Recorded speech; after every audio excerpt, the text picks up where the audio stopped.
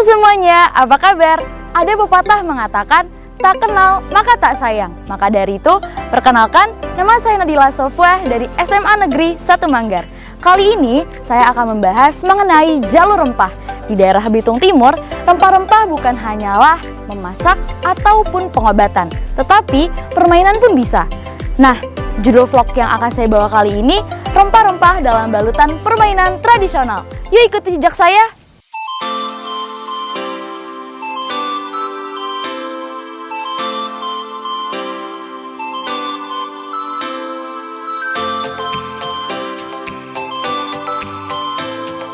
Rempah-rempah memiliki daya tarik yang sangat besar bagi pedagang-pedagang Eropa, khususnya pada abad ke-16 dan ke-17. Vasco da Gama adalah perintisnya, sehingga berdampak besar bagi bangsa Eropa. Nah, untuk membawa rempah-rempah, para pelayar dari Eropa harus melakukan pelayaran yang berbelit-belit, sehingga menyebabkan harga rempah-rempah menjadi sangat amat mahal. Apalagi para pedagang Asia Selatan yang menyembunyikan peta ke daerah tersebut, sehingga Eropa tidak bisa menemukannya. Nah teman-teman, barulah setelah dibuka Tanjung Harapan, terbebas dari rentetan biaya angkut dan pajak perbatasan, sehingga harga rempah-rempah terjangkau dan bisa dikonsumsi secara merata oleh para pedagang Eropa. Namun, geliat hasrat bergelora untuk memonopoli rempah-rempah membuat mereka mencari daerah penghasil rempah. Salah satu tujuan negara adalah Indonesia. Agar dapat menguasai komoditas rempah, ekspedisi penjelajah Eropa sangatlah agresif. Di tengah kehidupan feodal masyarakat, penguasaan atas rempah dianggap penting dan disejajarkan dengan golongan elit. Oleh karena itu, para penjelajah Eropa berlomba-lomba dan mengorbankan hidupnya untuk menguasai rempah-rempah di Asia Tenggara. Sebagai salah satu negara rempah terbesar di dunia, Indonesia sudah tidak diragukan lagi di mata dunia. Selain seni dan budaya, keberagaman akar rempah-rempah pun juga kaya. Nah teman-teman, inilah yang menjadikan alasan mengapa Portugis, Spanyol, dan Belanda menjajah Indonesia untuk menguasai rempah-rempah yang pada saat itu ditemukan di Maluku. Nah teman-teman tahu nggak sih, bahkan bangsa Mesir kuno sudah menggunakan rempah-rempah jauh sebelum abad ke-16, sebelum Spanyol menjajah ke Indonesia untuk mencari rempah-rempah.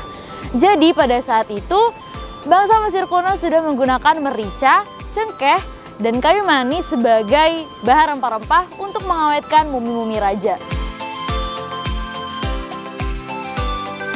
Nah teman-teman, di daerah Belitung Timur juga merupakan salah satu jalur rempah dunia. Rempah-rempah telah menjadi komoditi penting bagi kegiatan sehari-hari, seperti menjadi bumbu penyedap rasa makanan, tujuan herbal, ataupun pengobatan.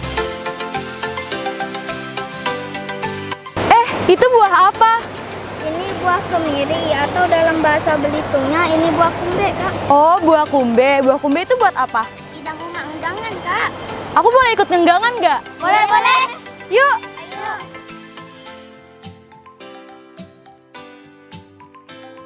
Ayo. Ibu nang ngenggangan ya, Bu? Iya, Kalau boleh tahu bumbu-bumbunya apa aja, Bu? gampang.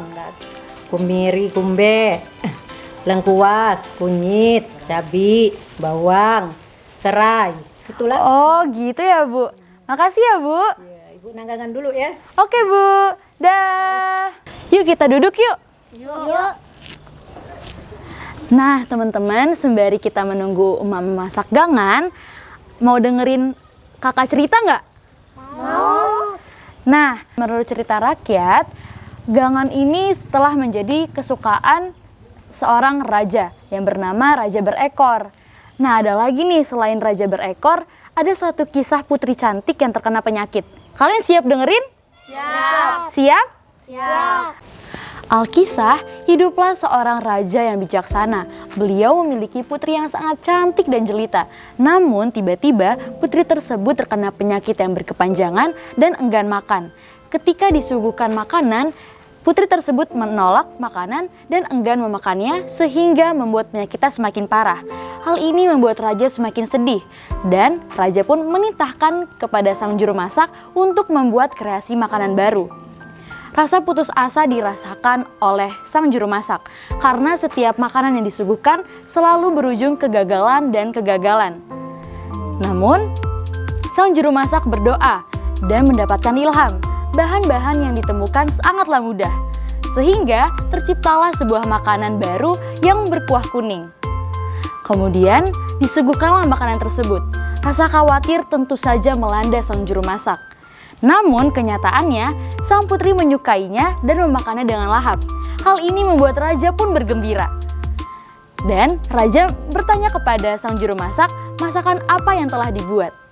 Ia pun bingung dan spontan menjawab bahwa makanan ini adalah gangan. Sejak saat itu, makanan tersebut tersebar luas dan terkenal sampai saat ini.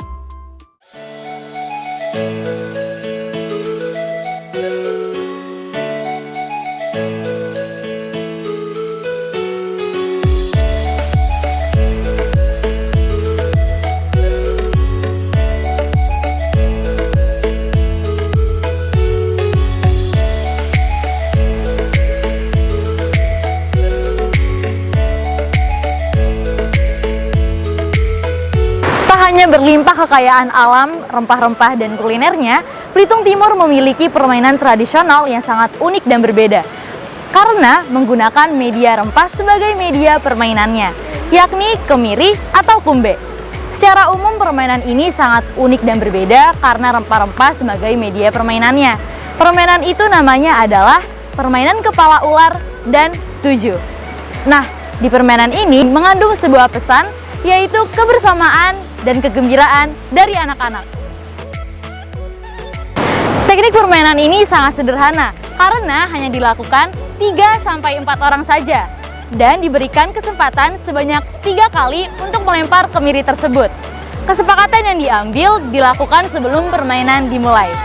Dan teman-teman diperlukan teknik khusus dalam melakukan permainan ini agar sukses dan bisa memecah kepala bagian utama ular. Nah, apabila berhasil, semua kemiri akan menjadi pemilik pemenangnya. Nah teman-teman, ada satu lagi nih permainannya. Namanya adalah permainan 7. Sama halnya dengan permainan kepala ular, namun yang membedakannya hanyalah kemiri. Kemiri tersebut disusun bertumpuk tinggi dan pemain hanya diberikan kesempatan sebanyak 3 kali untuk melempar.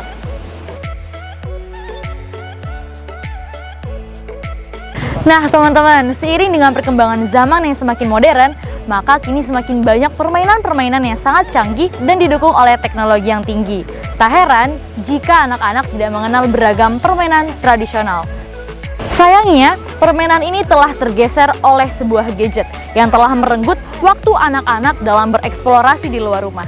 Berbeda ketika beberapa tahun yang lalu, kita lebih mengenal beragam permainan tradisional seperti gasing, sarkap, dan terumpet. Permasalahannya adalah bukan kita tidak ingin menerima kemajuan teknologi, namun kemajuan teknologi seluruhnya tidak hanya membawa dampak positif, namun ada juga dampak negatifnya. Hal ini cukup mengkhawatirkan, terutama bagi anak-anak yang sedang mengalami fase perkembangan. Tidak sedikit orang tua yang membiarkan, bahkan memfasilitasi dengan alasan sebagai hiburan bagi anak-anak ketika berada di rumah. Nah, teman-teman, apabila hal ini berjalan tanpa adanya pengawasan orang tua, ini cukup mengkhawatirkan dan bisa menjerumuskan anak-anak ke dalam hal yang negatif. Seperti sulitnya bersosialisasi, anak-anak menjadi pasif dalam kehidupan nyata, dan lebih memilih berdiam diri di rumah daripada bermain bersama teman-teman sebayanya. Nah, teman-teman, padahal banyak banget loh manfaat dengan adanya permainan tradisional ini. Yang pertama adalah meningkatkan kecerdasan intelektual bagi anak, yang kedua mengembangkan kecerdasan emosi bagi anak, yang ketiga meningkatkan daya kreativitas bagi anak, yang keempat meningkatkan kemampuan bersosialisasi, dan yang kelima adalah melatih kemampuan motorik. Pada masa sekarang ini, generasi muda diharapkan selalu menjaga marwah permainan tradisional ini yang merupakan warisan nenek moyang bangsa. Generasi muda adalah generasi penerus yang akan menjaga, memelihara, mewarisi, dan meneruskan warisan budaya tak benda ini sebagai warisan yang berharga dan jangan mudah tergerus oleh zaman.